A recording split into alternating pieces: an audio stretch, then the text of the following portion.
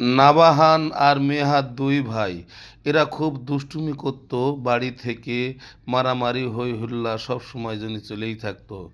আর নাবাহান আপনার নাবাহান চলে গেল বাড়ি। মেহাত বলছে আমি একটু দেশ ঘুরে আসি, তাই নদীর পাড়ে আস্তে আস্তে ঘুরতে ঘুরতে চলে গেল। কি মজা লাগতেছে! ওহ, আমার মতন বাহাদুর আর বীর বাহাদুর আর কেউ নেই। আমি নদী সমুদ্র এক কোলে করে দেখতে দেখতে যাচ্ছি। ওহ, কি দারুণ লাগছে! হু হু, আমি একটু যাব মক্কা শরীফ। ও, মক্কা শরীফ দেখতে তো সেই মজা। আমাকে দেখতে কেমন লাগছে! আমি ওই এখন যাব পাহাড়ের কোলে। তা বলছে আমার এই দুনিয়ায় আমার মতন শক্তিশালী আর কেউ নাই। হু হু, হ্যাঁ হ্যাঁ হ্যাঁ। এই মরুভূমি এলাকায় এসে তো আমার খিদে লেগে গেল, এখন কি খাবো? আমি একটু নদীর পানি খাতে যাই, দেখি কি হয়। পানি কি পানছে, পানি খাওয়া যাবে না। এখন সে আকাশ পথে রওনা দেব। আকাশের সেই দিকে সেই বাগান বহলে যে কত কষ্ট করি, খিদে জ্বালাই পেট গেল বরবর হয়ে। এ কি জল তো না, খিদে জ্বালাই। আকাশ কি দেখতে ভালো চায়। আমি সঠিক মতন বই পড়তাম না।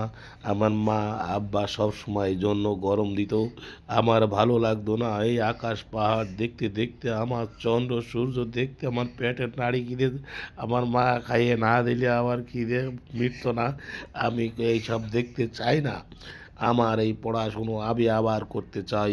আমি আমার পৃথিবীতে আবার ঘুরতে চাই।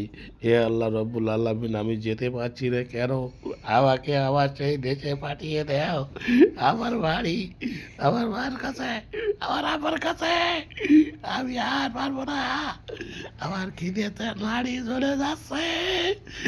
এই আল্লাহ, তুই আমার বাড়ি বাইরে দে। এই মরুভূমিতে আমার আর ভাল লাগছে না। বাবা, তুমি আমার নিয়ে যাও। আল্লাহ তালা তার কথা শুনে ফুল বাগানের মধ্যে মধ্যে মধ্যে মধ্যে মধ্যে সেই দেশে যেন এখন নিজের দেশে সে ফেরত আসছে। সে মহা আনন্দিত। হে আল্লাহ, ধন্যবাদ, থ্যাংক ইউ। তোমার প্রতি আমার অভিমান ছিল, তাই জন্য আমি দেশে চলে আসলাম। আমা, তুমি কনে গো? আমি চলে এসেছি।